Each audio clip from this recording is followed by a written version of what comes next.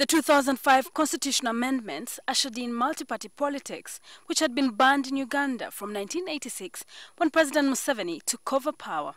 This meant that political parties would be free to vie for power and open up the democratic space.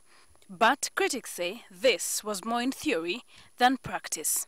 Fast forward to 2014, that saw significant developments on the political landscape. 2 years to the 2016 general elections. Probably the most talked about single issue last year, and still developing, was the apparent fallout between President Yoweri Museveni and his political ally of over 40 years, John Patrick Amama Mbabazi.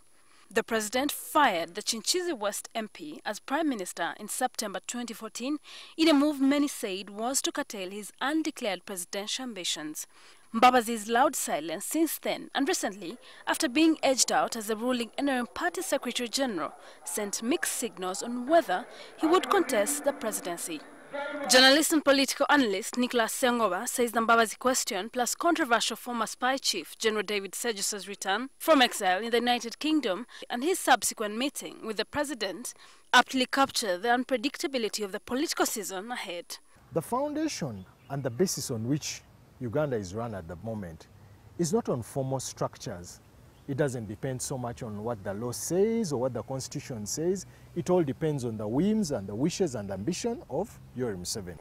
But Dr. Henry Egesa, a political science don at Cavendish University, believes that NRM will have a near smooth road to the 2016 general elections, given the opposition's organizational challenges. We don't have a credible opposition in this country. If the opposition had united itself, then it would give NRM a hard time. He also argues that the two Museveni allies stand foes have a huge task if they are to jump into the presidential fray. There's a lot of confidence building that Sejusa needs to bring to the people. But then it still excites. I know it's going to be an interesting election, but there's a lot to watch. But Sengoba is suspicious.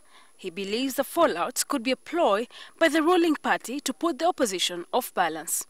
NRM will be working so hard to ensure that there are contradictions within these parties, the opposition parties, to create that sort of, to ensure that they are not focused, they don't stick to their agenda.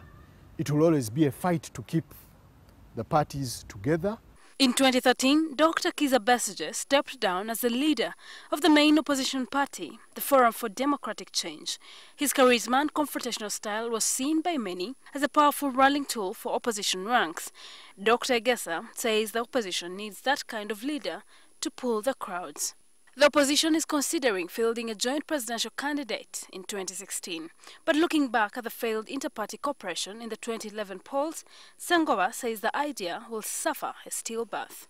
When you have a coalition, it means you sacrifice, many of you sacrifice, and you hand over the legitimacy to compete for power to one person. So the rest of you then will play within the shadows. Citing majorly weak political financing and alleged intrigue in political parties, critics say in 2015, more than ever, voters will decide basing on individual merit rather than party ideology. Sheila Nduhukire, NTV.